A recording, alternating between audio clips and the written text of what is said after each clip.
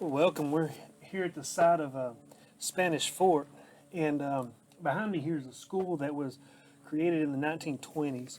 It was built in the 1920s and abandoned in the 1940s. It was used a couple of years after that for civic organizations, civic meetings during whenever Spanish Fort was a town. Today, Spanish Fort is a ghost town, and it's really interesting because there is a centuries long history here, and there's nothing left except for this building. Spanish Fort, where it's located, is on the Red River, northern Montague County, in Texas, and where the fort is at, specifically on the Red River, was a crossing. To be able to cross the river, had a ford that was easily accessible, and it was used by the Native Americans. It was used by the Spanish, by the French, by the U.S. military whenever they came through during Manifest Destiny. And there's nothing here today except for a historical marker with holes shot through it that denote that the Spanish fort was ever here. Texas is often lost in the discussion of America's Christian heritage. Perhaps it's because the earliest Christians in the area were Catholic, and America's history is Protestant, born out of the Reformation, or because it's natural to look at the colonies in the East when our Christian founding is studied. It's not until 1836 that Texas is no longer officially considered a part of Mexico. It becomes a republic. And then in 1845, it becomes a state. So Texas's history within the United States starts well after the efforts of the Spanish Franciscans and the French to establish Texas. And then by that time, by 1845, the United States had established itself as a world power, and the slate was wiped clean for Manifest Destiny. Whatever the case, the attempts to bring Christianity to the natives in Texas is now a part of American history. In 1974, there was a stone that was discovered at the mouth of the Rio Grande. And the stone had some markings on that that said Alvarez de Pineda. Parts of it were broken off, and its authenticity is highly questionable. It marks the beginning of attempts by European powers to bring Christianity to modern day Texas. The institution started in 1592 when Alonso Alvarez de Pineda, due to contrary winds, was forced to sail west from Florida. Although along the Gulf Coast, becoming the first person to map the Texas coast. He called the region a Michael. This is accepted as the first European sighting of Texas. The initial justification for exploration was wealth. The lust for precious minerals was immediately followed by over 2 centuries of attempts, some successful, some disastrous, at converting the native pagans to Christianity. Today, almost a dozen Spanish missions stand in Texas to relate the story. The first known European to set foot on Texas soil and make contact with the natives did so by accident, by landing on Galveston Island in 1528. Over the next century, numerous expeditions across the state by the Spanish and the French would result in the same disasters. There were no cities of precious metals, as espoused by Coronado, but there was a bountiful land full of pagans who had been unreached for conversion. It would be a full century before efforts were actually undertaken to Christianize those natives.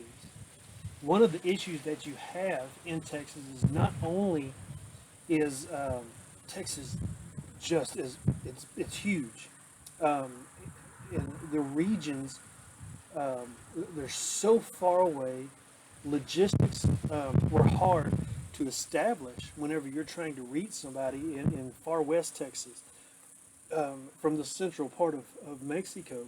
But not only that, not just the regions being so far away, but also the type of region.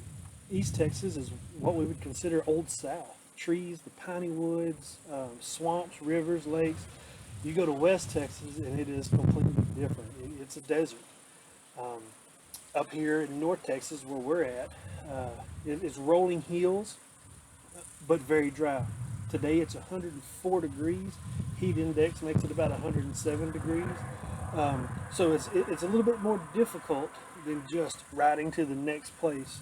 These missions would be hundreds and hundreds of miles apart, so a logistics train was impossible. The first official mass took place in Texas in 1692 in El Paso with the establishment of Mission Socorro and Mission Isleta. In 1728, the first permanent Catholic settlement was established. This would include 5 separate missions. The settlement that includes those 5 separate missions includes one mission that we know of as the Alamo, the most famous mission. And so that little settlement that I'm talking about is San Antonio. Officially, the first in San Antonio was Mission San Antonio de Valero. It was named after the Viceroy of New Spain, which eventually becomes Mexico, Marquis de Valero. These missions, under the direction of Antonio de San Buenaventura y Olivares, all came into existence within a few months of each other. One of them was established, and another one was established. Now, if you go to San Antonio today, they're all within walking distance. And one thing that I would suggest is, if you do happen to go to San Antonio, most people go see the Alamo. Of course, you have to do that. But what I would suggest is go and see these other missions first, because there's more of those missions, of each individual mission still standing. Mission Conception is absolutely beautiful with a huge wall around it. The Spanish Aqueduct is still there. And all these are really within walking distance. I think to make the loop of all 5 missions is maybe, I guess, 12 miles. So maybe you might want to drive it, but make the Alamo your last stop, because by doing that you put the Alamo in its proper perspective. You see these other missions that are unadulterated with shops so close together. Make the Alamo your last mission, then you can kind of understand what it looked like, especially in the Battle of 1836. While various missions and presidios had been constructed beginning in 1632, none of them had any staying power. And it really had to do with a lot of the difficulties with getting supplies there, getting people there, and sustaining that, especially in the western part of Texas, because trying to grow crops just doesn't work out unless you have that water. The ground is very rocky in certain places, so it's very hard to grow stuff. Mission San Clemente near San Angelo had 2 lives. The first in 1632, when the Humano urged the Franciscans to return after a missionary journey in 1629. That attempt failed a half a century later.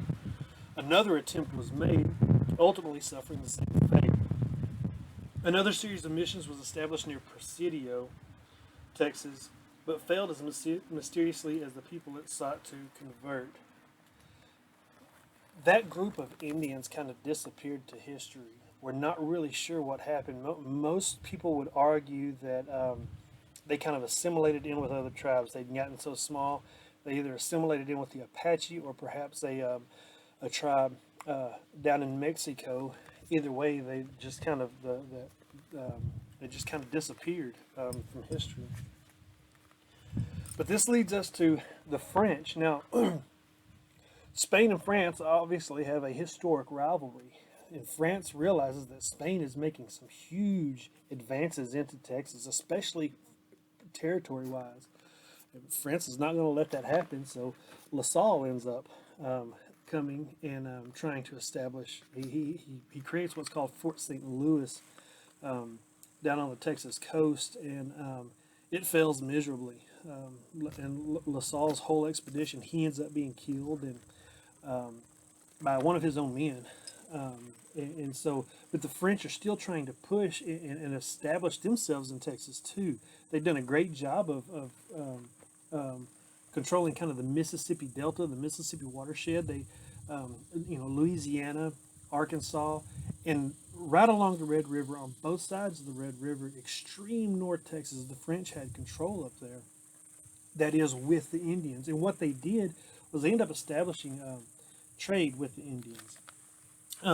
In direct competition to the Spanish, the French established trade with the natives in extreme North Texas.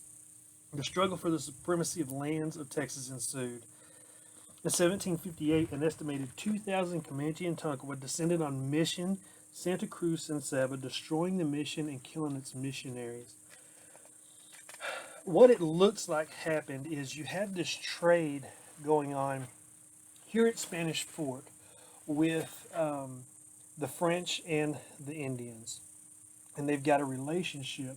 And what happens is uh, it looks like there might be some influence from the French to actually go down and attack San Saba mission. Either way, these 2,000 some odd Indians go down to San Saba, which that is, if you were driving from Spanish Fort to San Saba today, it's probably a 5-hour drive. So they made this trek down there and just wiped out this mission.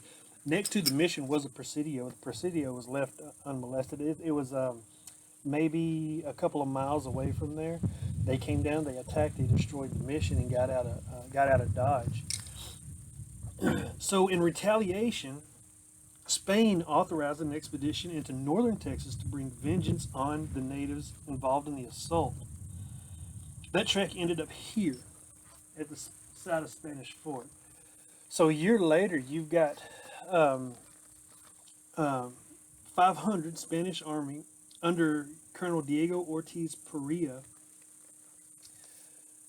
come to what we now know as Spanish Fort, what's left here, and attack the fort in retaliation to what happened at San Saba. 500 um, of this of the Spanish soldiers come up, and they're repelled by the Comanche and the Tayavoya Indians. Um, and what that ends up doing is causing the Spanish to kind of give up on any expansion this far north. They just kind of turn it over to the French and let the French do whatever they want, which is what the French wanted. They had established trade, but even their life here on the frontier was short-lived. So they come here, they attack the fort, and one of the things that's interesting about Spanish Fort is Spanish Fort is misnamed. This Spanish fort had nothing to do with the Spanish other than that one attack. What ends up happening in 1859, settlers, Anglo settlers, come here to settle, and they find some ruins of this fort. And there's actually on both sides of the Red River, there were two little kind of Tayavoya villages, and the one on the Texas side actually had a what we would think of as a fort with walls and everything. But it was French, built by the French. And what happened was the Tayavoya moved in after the French had abandoned it. French built it somewhere before 1750, and by 1750 the Indians moved into the fort. And but what happens in 1859 is whenever the Anglos show up, they kind of find some things. There's some armor that's found here, and they just assume because Spain had such a huge impact on the state of Texas, they just assumed it was Spanish. So it's a Spanish fort. So the name of the town is Spanish Fort, of the ghost town is Spanish Fort. In conclusion, the original settlements in Texas and the United States were both born out of religious ambition. There is, however, a major distinction. If the United States is a Protestant establishment, the result of the Reformation, Texas is Catholic in a consequence of the church's lust for supremacy. There's a lot of evidence, especially when you're talking about Spain, that they used Christianity as a guise to exploit the land. And really with Texas, you really see a lot of that, especially with Coronado. His whole thing was gold, gold, gold, and even when he ends up failing and finding gold, he kind of argues to the officials in Spain that, okay, well, there's a lot of land there that have a lot of people that are unreached, and we need to reach them for Christ. And so he kind of uses that as a way to get other explorers into Texas to find gold. So our establishment in Texas is similar in that it was a religious founding. The difference is one is Protestant, one is Catholic.